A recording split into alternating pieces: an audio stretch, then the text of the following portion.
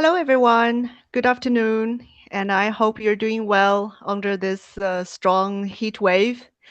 And I hope you keep hydrated throughout the day and rest well. Welcome to the third forum on Environment and Climate Change 2026, organized by Embrace the Earth. My name is Sophie Feng, Projects and Campaign Coordinator at Embrace the Earth, and I will be hosting this first presentation of our forum. Today, Vivek Jetpariya will be giving the presentation called Corporate Carbon Credits, System, Realities, and the Path to Accountability. First of all, I'd like to introduce Vivek Jetpariya. He is a foremost practitioner at the complex intersection of large-scale ecological restoration, climate finance, and nature-based solutions. Currently with CEF Group, he oversees expansive eco-restoration initiatives, architecting and leading the end-to-end execution of massive afforestation programs for major public sector undertaking across the most demanding industrial landscapes. Prior to spearheading large-scale corporate afforestation and GCP-aligned carbon asset development at CEF Group, his hands-on field experience spanned managing multi-core ecological restoration portfolios at CSRBOX, modeling wetland soil organic carbon for Deutsche Gesellschaft für International, that's German, I'm sorry, Zusammenarbeit, and structuring watershed management strategies with the Karnataka State Forest Academy. Grounded by bachelor's honors in agriculture and a postgraduate diploma in forestry management from the Indian Institute of Forest Management, Vivek brings a rigorous evidence-based lens to global climate initiatives, supported by strategic certifications from the FAO, the Boston Consulting Group, and the Project Institute. He actively challenges industry greenwashing by advocating for transparent unit economics, geospatial verification, and data-driven post-restoration measures, ensuring that long-term biodiversity and ecological survival are prioritized over short-term offset metrics. Thank you very much, Vivek, for joining us, and the stage is all yours. Thank you so much, Sophie, for the graceful introduction. I'm very much delighted to be part of this third forum of environment and climate change by Embrace the Earth NGO from Belgium. So starting from first, as you rightly addressed, that is El Nino is currently going on and it severely affects global north and global south both. In one way or other. In just 2 days back, there was a deadly earthquake in the Venezuela that killed almost 1,000 people on the spot. So, there are many, many climate catastrophes currently going on in the entire world. And today, I would like to present one more topic in the climate umbrella that is called the carbon markets and the carbon credits. And specifically, I will focus more onto the corporate carbon credits because it is more likely to align with our day-to-day activities. So starting from first, what is carbon market? So carbon market is a place where there are many entities like government, private, external stakeholders, internal stakeholders, exchange the buying and trading of the carbon credits. So what is carbon credit? So carbon credit is a 1 ton of carbon dioxide absorbed from the atmosphere or the equivalent to, let's say, there is 100 years benchmark. So if that is not stored before the 100 years, it is not quite considered as a carbon credit because the permanence criteria should be matched.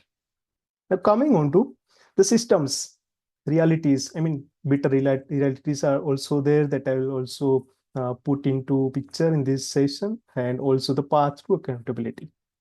So this is a blueprint for the today's session of 1 hour. So I will start from system. What system are currently in place for the carbon markets? Let's say voluntary and compliance markets are currently there. I will also address the bitter realities and the lacunas in the system. That is for the phantom credits, greenwashing and whitewashing by the car corporates. And then I will shift to the Indian context, what India is doing as far as the carbon market is concerned.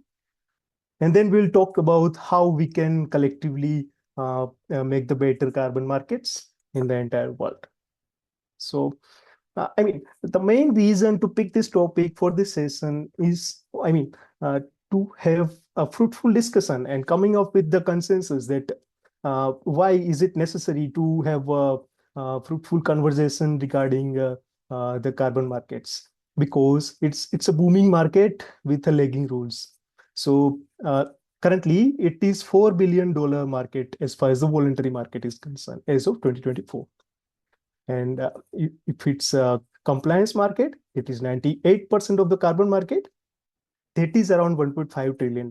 So we can say that 98% of the market is compliance market, 2% of the market is voluntary market.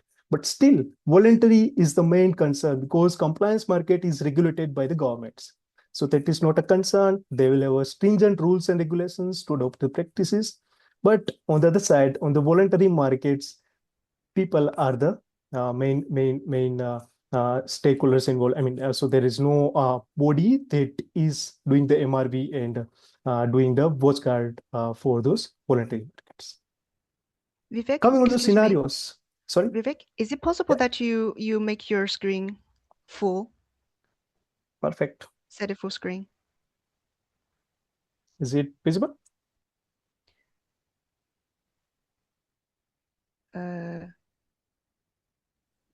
Yes, Yeah, now better. Thank you. Yeah. 1 second. I think, yeah. Thanks. So as of now, as of 2025, around 60% of the Forbes 2000 companies have pledged for the net zero goals. And it's a very new market. As I already told, there has been almost 9 years from the Paris Agreement in 2015 till the time of COP29 in Baku, Azerbaijan in 2024. It's been only 9 years that this market is growing on the maturation phase. So coming on to the two parts of markets that we will discuss. So first one is the compliance market. As I already told, it is 98% of the market, carbon market in the world are compliance market.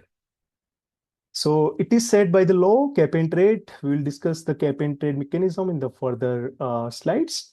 Government is setting up the cap because every nation has their own NDCs, and accordingly, they will put the cap on that. Voluntary carbon markets, on the other side, it is totally driven by the corporates, ESG and net zero goals. So there are no rules and stringent mechanism for overseeing that voluntary carbon market. Participants, anybody from the steel, those who are emitting higher amount of GHG gases, this covers in the compliance market because they have to comply with the larger amount of GHG gases. Any NGO company, individual choosing to offset coming under the VCM, that is voluntary carbon market. So EU ETS, it is one of the largest and one of the oldest compliance market in the world. Started in 2005. California cap and trade, it's also, one of the biggest. China ETS is also there. On the other hand, the VCS Vera is one of the largest voluntary carbon markets in the planet currently. Gold standard is also there. American carbon registry is also there. Indian carbon registry is on the verge of making a registry in 2025. So they are in the brainstorming stage. Pricing and enforcement. Obviously, if you look at pricing, compliance have an upper edge. So the pricing will be much more in the compliance rather than the voluntary. So 60 to 65 euros per ton per credit. Very high. Voluntary, on the other side, it's $3 to $50 carbon, because it varies with the intensity of the carbon credit that we'll discuss in the next slide. This is the entire life cycle of the carbon credit, starting from the PDD development, project design document development. So we have to do the feasibility analysis of the particular site of the particular project.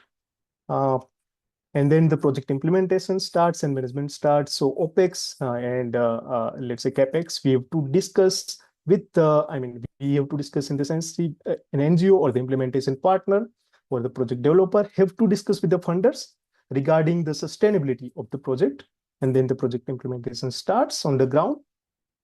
And then the verification bodies like a third party, let's say Bureau Veritas, if you've heard of, and then in India, there is a carbon check. So these bodies will have a validation from the third party, and they will submit it to the carbon registry. That's where our gold standard.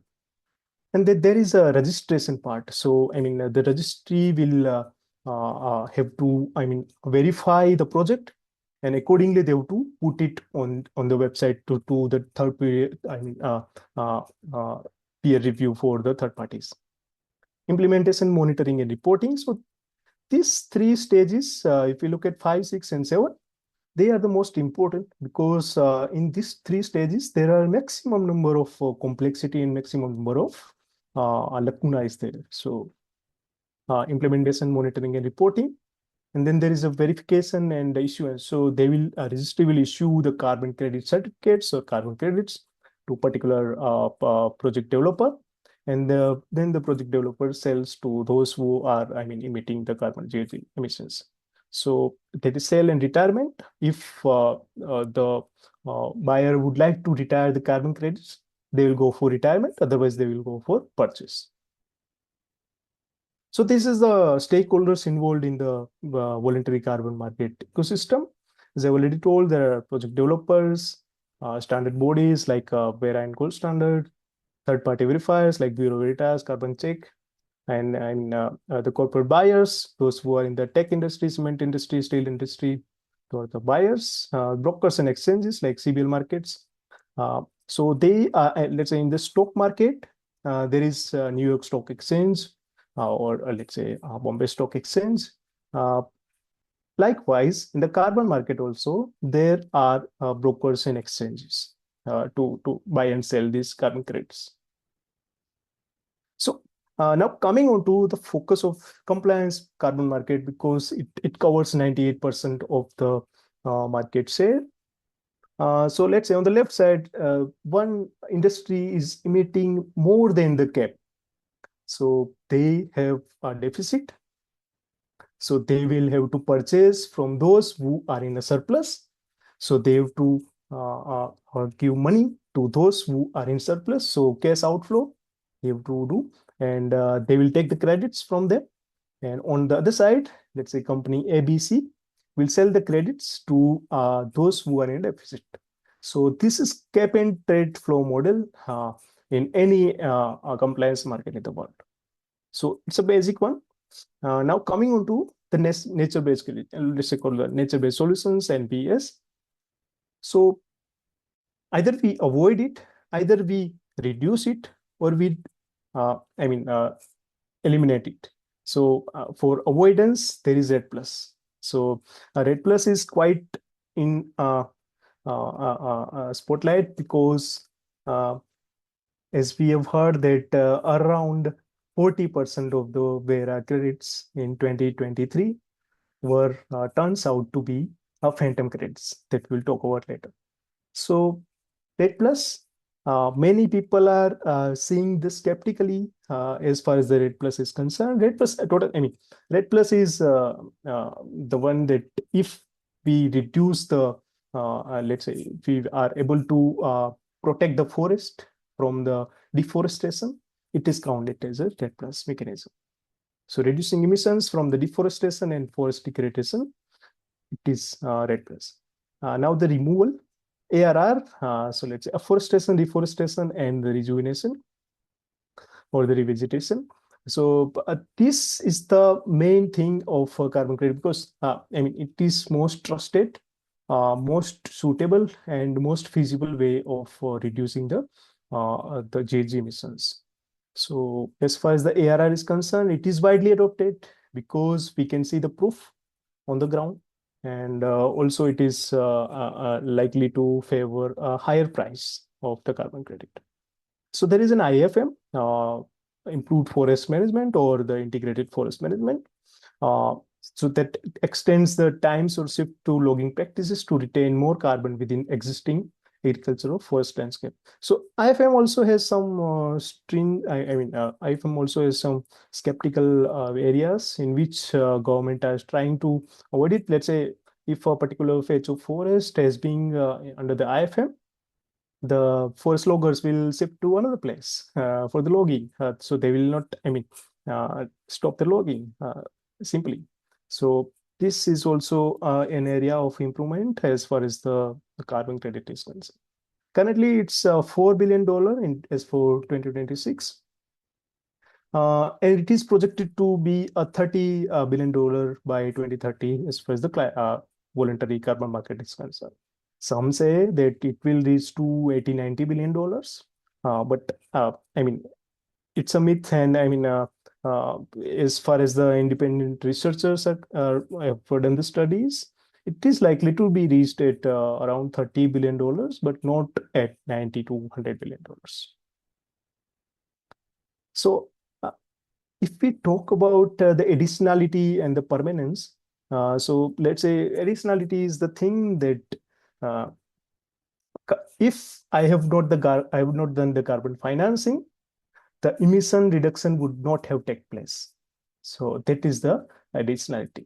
So without my intervention or without my investment, the emission reduction will not take place. So that is simply an additionality. Permanence on the other side is let's say how. So in one patch of the forest, because of the forest fire, the forest has been burned. So all the credits will be wiped out.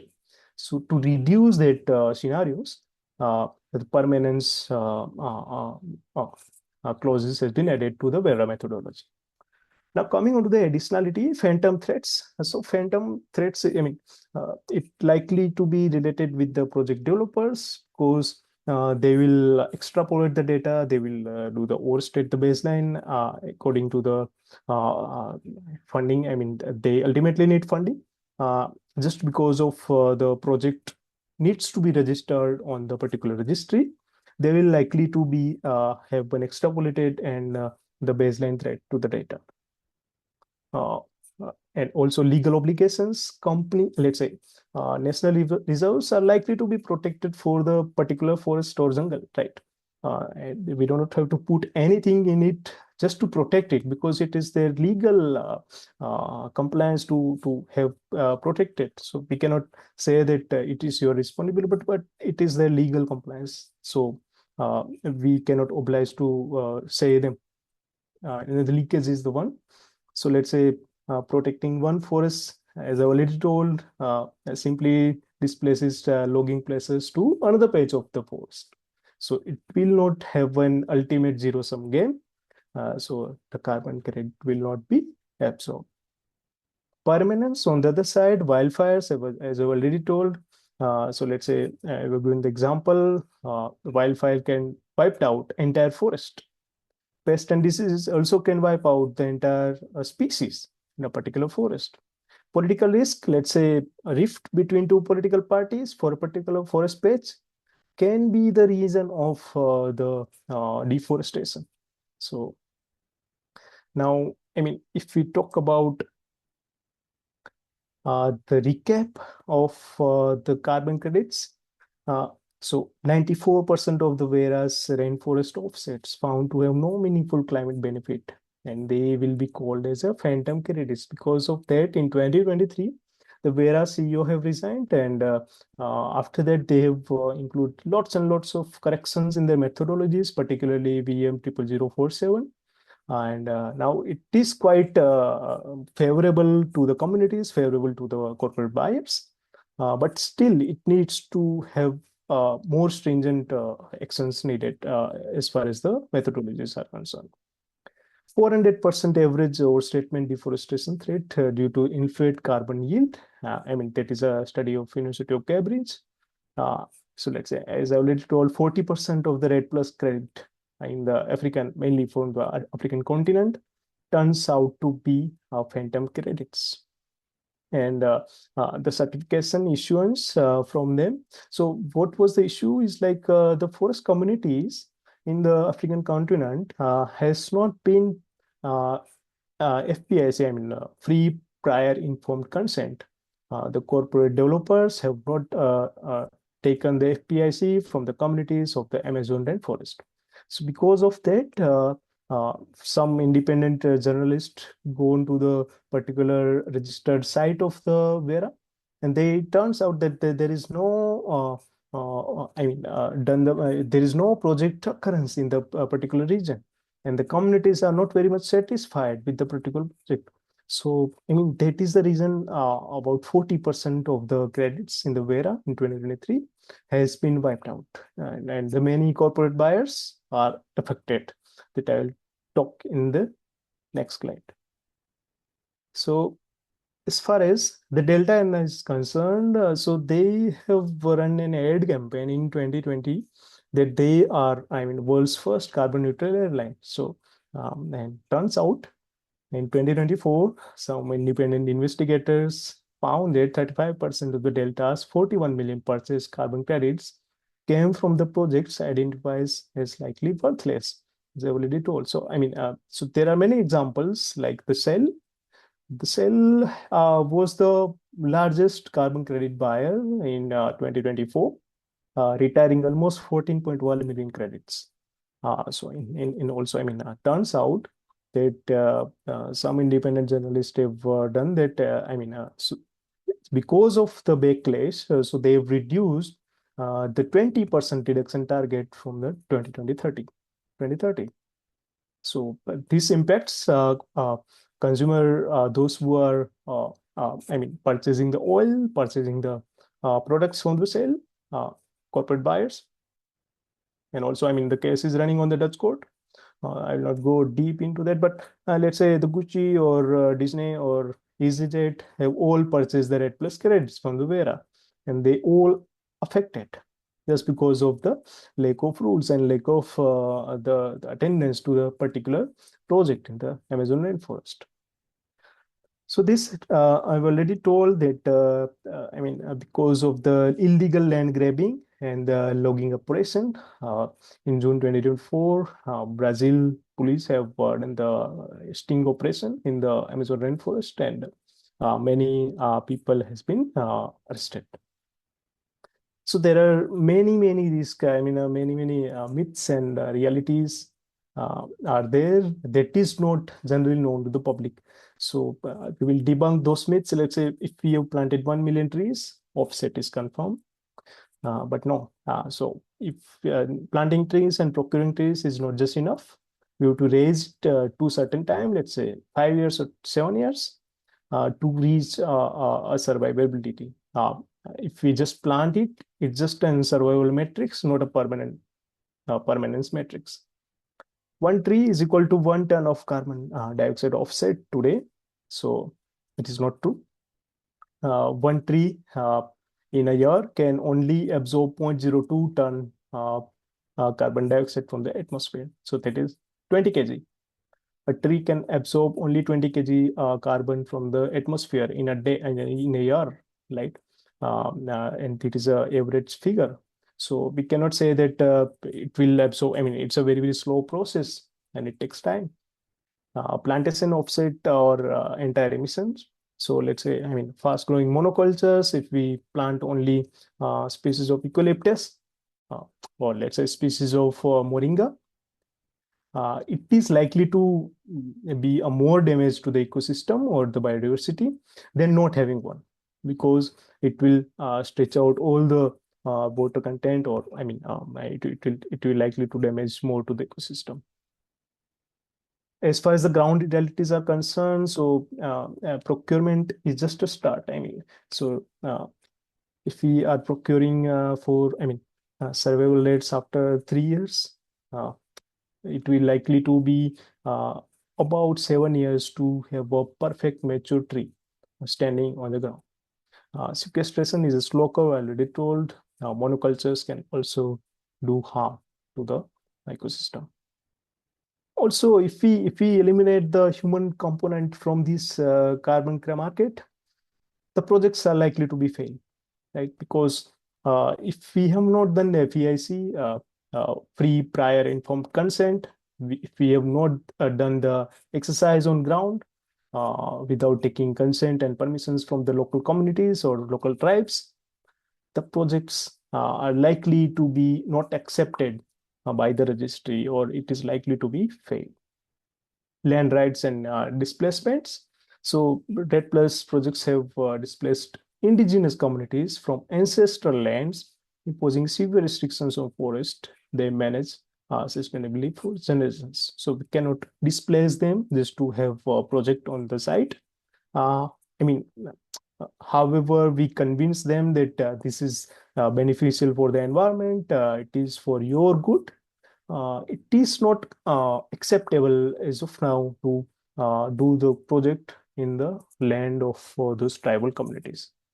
Benefit sharing failures, if we are not employing them to do the project development, if we are not sharing the financial credits, I mean, where I have certain standards that is talked about the benefit sharing mechanism, there is certain percentage of the carbon credit sale has to be going to the community. FPIC violation, as I already told, the equity gap. So, I mean, a company from the global north is doing plantations in the global south, and they're claiming that they will have carbon credits. One thing they have to, I mean, make in mind that growing forest in another patch of the world uh, uh, is not likely to accept it as far as this current scenarios are concerned, because the risk of double counting is more. So that particular country also counts the carbon credits in their NDCs, and this corporation in which country, I mean, whomsoever the countries, they also count it as a carbon credit. So double counting risk has been increased, but there are also, I mean, ways and means by the government that it is being like to reduced. As far as the India is concerned, the government have released the notification in 2023 for the green credit program. So the green credit is for water and the trees. The amount of water saved or amount of water retained is called the water credit, and the amount of tree planted and the amount of tree survivability is called the green credit. And also, I mean, it is called the green credit. So although rules has been changed and now, I mean, evolving, the GCP portal is also live on the internet by the government. So dual incentive model. So the government have idea in mind that if farmers are earning more from carbon credit and green credit, what's wrong? So they have that idea in mind. Compliance push. I mean, India is developing a mandatory intensity-based target system for those who are emitting higher amount of GHG gases. ICM portal is live. Indian Carbon Market portal is live, and mainly working as a mediator for the corporate buyers and corporate sellers. For the compliance market and for the voluntary market is it's a kind of a exchange currently live on the internet. So coming on to the path to accountability, satellite MRV is the best and most suitable solution as of now, because let's say startup and organization like Planet Labs are doing well in the satellite-based real-time tracking of the data of the plants and also the survivability, independent tracking of forest cover and its altitude, AI survival audits.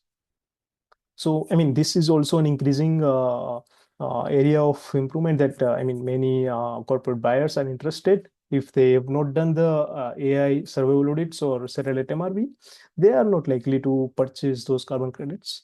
Blockchain registries, this is the one of the most, I mean, widely adopted system where if we link the carbon credit to the blockchain, the amount of duplicity or amount of double counting and amount of the leakage in the system will likely to be reduced with respect to blockchain is concerned, and in region network is doing well as far as the blockchain technology is concerned. So high integrity credits. So as I already told, the carbon credit in the voluntary market is about $2 to $50. So this gap is just to cover this high integrity. If the integrity of the carbon credit is more, it is likely to face a more market price in the trading. Real additionality, uh, uh, long-term permanence, as I already told, if it is less than 100 years, it is likely to be have a lower price in the market. Community corners, legal FPIC is must. Transparent MRB, as far as this, let's say, monitoring, reporting, and evaluation system is concerned, uh, blockchain and the satellite-based imagery, let's say, Sentinel data is the one that widely adopted as of now. What we can do, I mean, so are these talks only for the public, or what we can do? So let's say, as an individual, we can ask questions to the brands. We can ask to the corporations if they have done. We can do the independent research of those who are claiming that they are, let's say, like the Delta Airlines. There are many more who are doing the greenwashing and whitewashing practices and hallucinating the consumers as far as the offset is concerned. So, I mean, we have to keep in mind that reduce first and offset last. Prevention is always better than cure. So in this case, reduction is the main thing before the offset. As an organization, I mean, as far as the ICVCM is concerned, Integrity Council of Voluntary Carbon Market is there as an statutory body to approve the CCP carbon credits. And there is also an SBTI. If the company is doing some technology improvement in the system, that inward and outward supply chain, if they're doing the more improvisation in the system, they are likely to have lower GHG emission reduction, likely to have a higher, lower GHG emission reduction, and they will ultimately have to purchase lower amount of carbon credit. As a policy advocates, what government can do, so they can push for mandatory disclosures of carbon credit purchase. I mean, they can advocate for community land rights as a strict precondition, because this is a necessary part, and support the full operationalization of UN governed Article 6.4.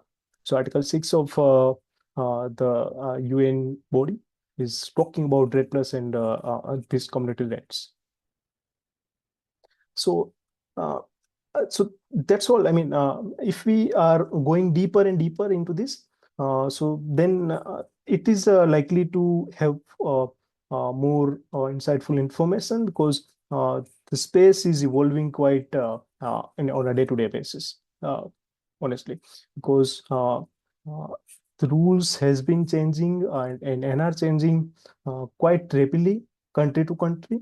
More and more countries are likely to have their own registry of the carbon markets, and also, I mean, if we talk about the international bodies, they are now more aware about what is the, I mean, high intensity carbon credit and what is the let's say, low intensity carbon credits. So, I mean, that's all. So the carbon credit market is already told, it's I mean, not inherently broken, or I mean, it's not a that many people are saying that it's a bubble market. It's not that, but yes, it is under regulated, and all the stakeholders have this equal responsibility to uplift and have a better arrangement in the system, in the market. So, and that's all from my side. I think, Sophie, if you can turn on for the question and answer.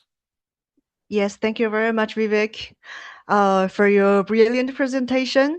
And I think it lays a very solid background information for us to better understand the subject on the corporate carbon trading. And after this presentation, it again shows us that environmental problem is never an easy subject. And for the solutions, we will always need constant improvement to fix this problem. Yeah. So Exactly. I'd like to know if anyone has questions on this or any comments. I have a question. Yes, Thank you please. so much, Vivek. It was a very interesting presentation. My question is, are nature-based, well, if you know by any chance, if are nature-based carbon credits more important or treated differently than man-made carbon removals, such as direct air capture, in terms of market value and corporate statements? Yeah, exactly. I mean, you pick the bottleneck exactly. So as far as the manual or artisanal carbon removal is concerned, they are the top notch. So nobody can question it. I mean, they fetch the very high price in the market. As far as the permanence is concerned, because it is a direct air capture. But on the other hand, it takes a lot more emission to, capture the carbon. So let's say we need electricity. If we are doing it from the solar or hydro, then it's well and good. Otherwise, it is people are seeing it as a skeptical as far as the reduction is concerned, because in the reduction process there is also some emission happening. Yeah. Yeah, and they are likely to have fetching the more amount of the price as compared to the NBS one. Yeah. But the renewable energy and clean energies are more and more popular now and widespread. Do you think this tech-based solution will be more trendy in the future? Yeah, Sophie, as you rightly pointed out, so SBTI, if you heard of, so they have very, very stringent technology-based solution that one industry can incorporate in the particular facility, right? So let's say if an industry wants to be a net zero, so SBTI have the solutions. Let's say what they have to do the inward, outward supply chain, what they have to do in-house, outward operations in the particular facility. So as you rightly said that SBTI is addressing all this if we are looking at a micro level, at a particular industry level. Yeah. Yeah, thank you, Vivek. Yeah. Thank you. Do we have any more questions or any comment on this? Penelope? Thank you. I have a few questions. I'm new to this, so forgive my ignorance, but this is very interesting. Thank you. A couple of questions that could lead to another question. Who actually is involved in moderating the financial, the pecuniary value of these credits? And how can the inflation of their value be moderated? Because it seems as though this seems to be an agreement largely between governments, institutions, and corporations. So what is there precisely to stop this parallel kind of stockbroking system from inflating and from crashing, just like other stock markets do? Exactly. Penelope, you address the very much realistic questions. Who are deciding these prices, and why they are deciding the prices, right? So that is your simple question. Right?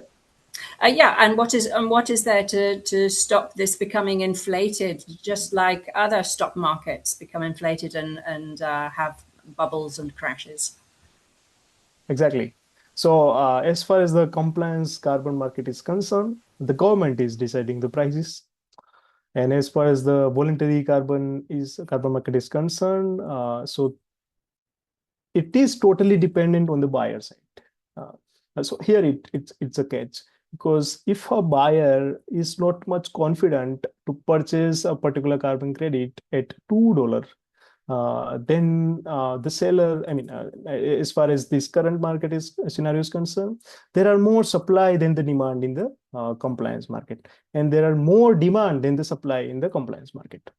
So this is the current scenario in the voluntary carbon market. So there are more supply because we produce more in terms of carbon credits, and there are less buyers And accordingly, they decide as of now, and they're breaking $2 to $50. But why they decide it totally based on the buyer side. So there are no regulating bodies that are overseeing those. Your second question is how do we do certain kind of practices that it is not inflated, it is not deflated, and it is not burst in the same place. Uh, so we can have a cap to a particular carbon credit. Let's say India have a cap. So I mean about 1800 rupee till 2000 rupee. They have put a cap on the carbon market as far as the green credit is concerned, because if it is goes 1800 rupees and less, it is likely to harm more to the community, those who are residing in, because the corporate buyers have not that much amount of to lose, but the social community are impacting more just because they are, involved in the particular project. So putting a cap is the one thing that we government and stakeholders can do as far as to reduce is to burst, to deflate and inflate.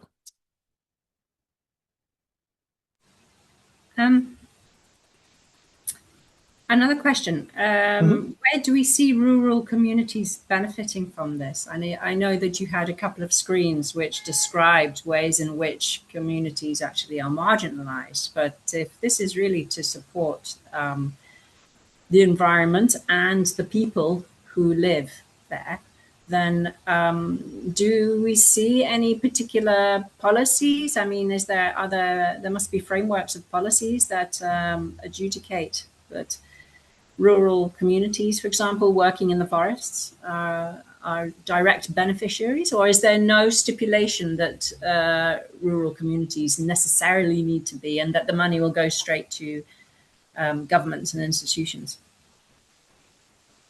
Exactly.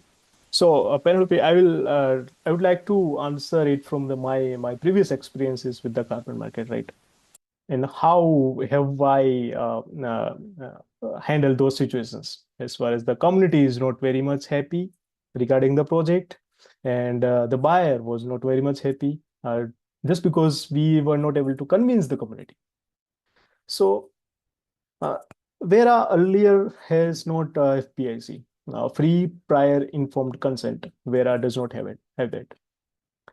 Now they have incorporated in the methodology that if you are going with the farmers, you have to tell them that it is a financial project, community development project.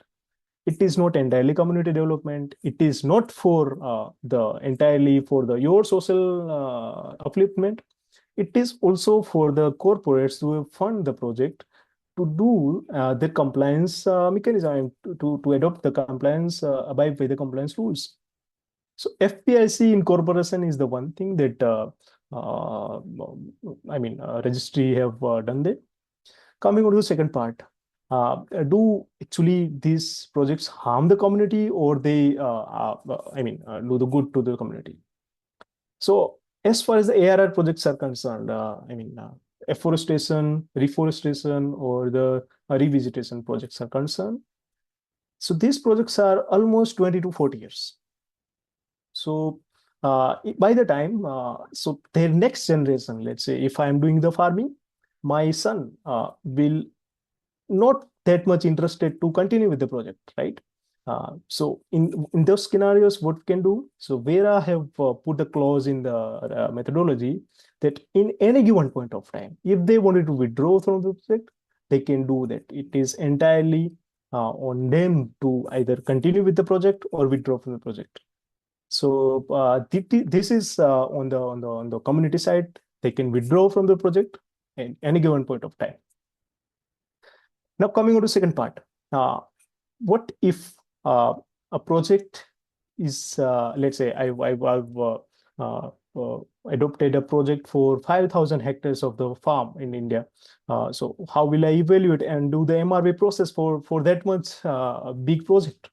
So we do the randomized block design practice. So we pick randomly the plot size where the survival is there, and then we do the satellite based imagery that how much survival percentage is there. Combining these two data, we have to do the third-party auditing.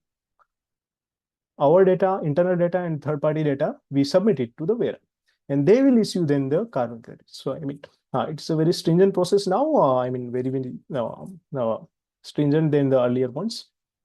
So Penelope, I hope I addressed your query.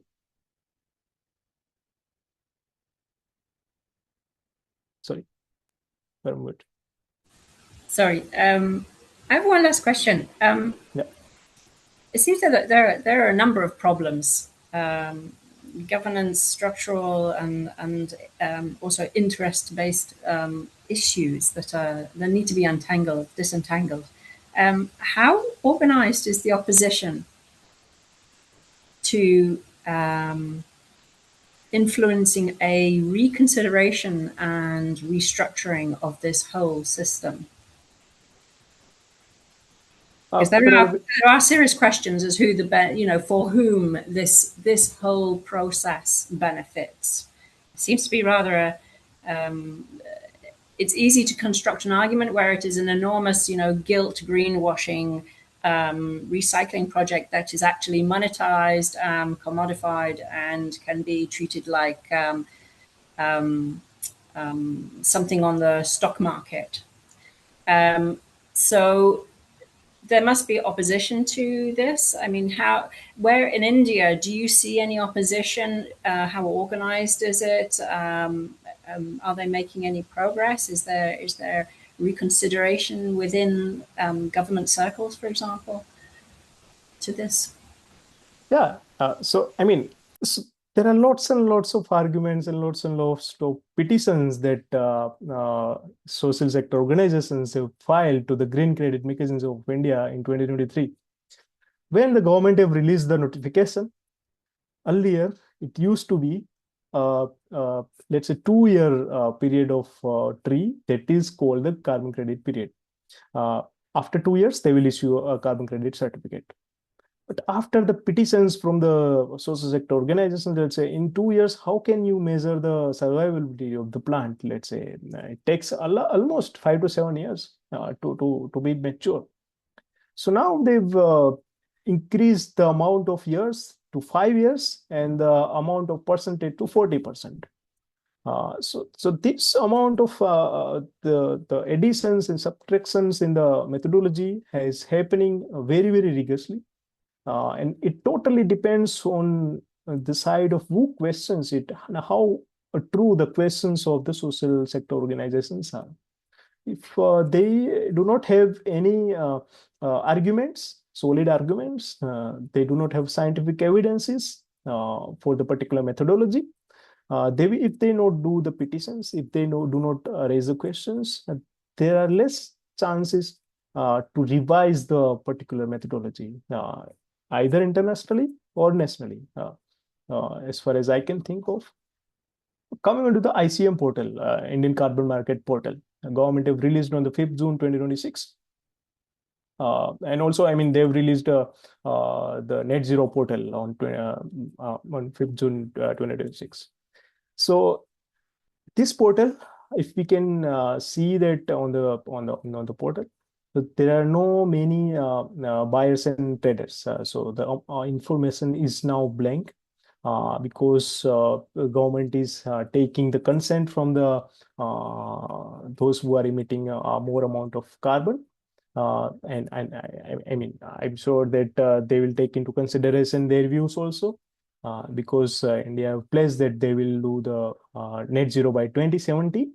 So industries would like to have a buffer time till 2070, and they would not be happy if the government starts stringent process for them in the compliance carbon market right now in India, because they are at a very, very immature stage, and they have for time till 2070. They think so.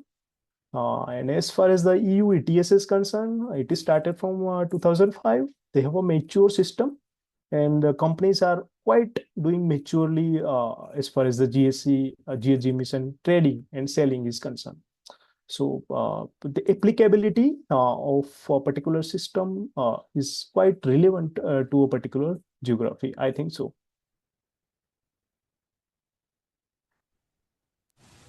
Thank you. Thank you for that.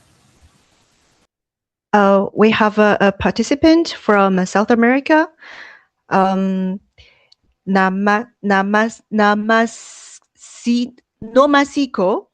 left a comment. I'm very surprised that Vera had this controversy, and the discussion on Article 6 is really picking up here. Nomasico, would you like to further elaborate your comment? Or Vivek has some comment on this? Sophie, I didn't get the comment actually. One second, please. Yes, Nomasico is here. Hi. Yes, I'm not from South America. I'm in South Africa. South Africa, sorry. So, yes, no problem. So I was just saying that I thought I'm not saying that Bera has lost its integrity, but I was very surprised to hear what was said about them, about the CEO resigning, and then half of what they had recorded, almost half anyway, being controversial. It was just a comment to say this was news to me. I mean, they are the highest standard, I thought, for verifying carbon markets. And to hear that even for them, it's not easy. It just shows that we still have a long way to go. Then I was saying that in South Africa, the discussion on Article 6 is really picking up. I think we have set up our own system as well for sort of managing carbon credits. And what I found surprising or interesting is the price of the price is different from country to country, and I think it was explained briefly in the presentation. But I think when the price is lower, it makes it easier for emitters to buy a whole bunch of credits and offset not correctly, in my opinion. Thank you. Yeah, now Siko, actually, as you rightly pointed out, so I mean, these are the facts, and it came through the people like us. If they've not raised the questions, they've not done the independent research, if they've not done the study deeply to collect the evidences and all, the system will not be improved as we see today, right? And as far as the prices are concerned, it totally based on, I mean, as I already told, the compliance market totally based on the government to government. Voluntary market is totally based on the buyers, not sellers. And also, as I already told, the global south is emerging economy. So they will take some time to have a mature system like California cap and trade or EU ETS, or let's say China ETS is quite mature, but the global south will take some time to have a stringent mechanism in place as far as the compliance carbon market is concerned. So yeah, I mean, then Mexico, so that is a fact.